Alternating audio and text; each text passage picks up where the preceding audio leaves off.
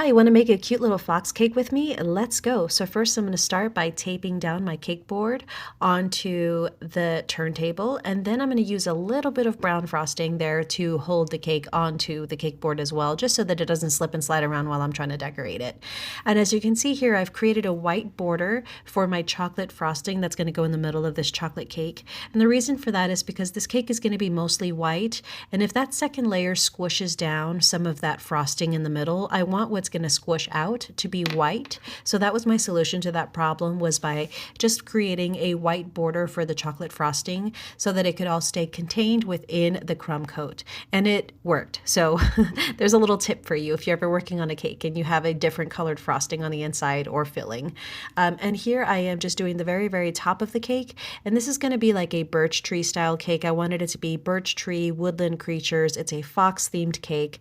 And I've never seen any videos on how to make a birch tree style cake. I know they're very popular right now and I've seen lots of pictures, but so I'm just going based off of instinct, and I used a chocolate brown colored food coloring to add to the details and dimension of the cake to make it look more like a birch tree. And as you can see, I was trying to do tree rings.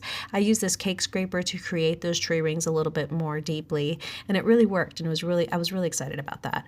And so here I am finishing the outer top coat of the frosting, and I'm just smoothing it out so that I can start on my decorations. And here I am doing just a few spots of a brown food coloring again on the white, and I'm going to scrape it and try to create that birch tree style based off of, again, just pure instincts. Again, I have never seen a video on how to make it. I've only ever seen final completed pictures, and I haven't seen any how-tos. I'm sure there is some out there, but I just didn't find any, and I lost interest, and I just kind of got to work on making this cake based off of what I've seen. And there's lots of birch trees in Twin Falls, Idaho, so just kind of made it work with what I know. And as you saw, I used a little bit of brown food coloring on the very top edges of the cake to make it look like the tree stump was cut, and you can see some of the brown bark within. And here I am creating little holes in the cake because, of course, I'm always thinking about the woodland creatures and where are they going to live? You know, I want my squirrels to have a place. There's no squirrels in this cake, but let me create the landscape, this fantasy that I've got of mine. So yeah, I created little holes on the cake just to make it look more like a tree. And then I cut little edges into it, and then I'm just adding more brown food coloring into the edges that I cut into them, because whenever a tree is cut, there's usually some cracks, and if the tree stump has been there for a while, the cracks will darken over time, and so I wanted to do that. Here I'm doing some bases for my toadstool mushrooms, and now I'm doing the tops. I'm just plopping some little red on there, and it worked out so well. Look at my face right here. I got so excited.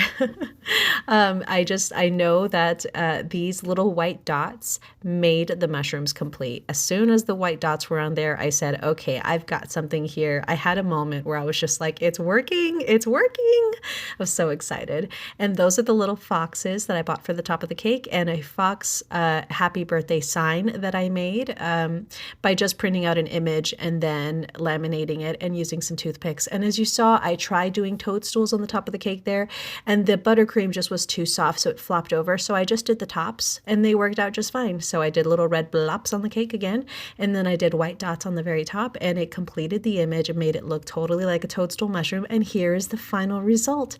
What do you think? Thank you so much for watching, and I hope that you have a fabulous day. Bye-bye.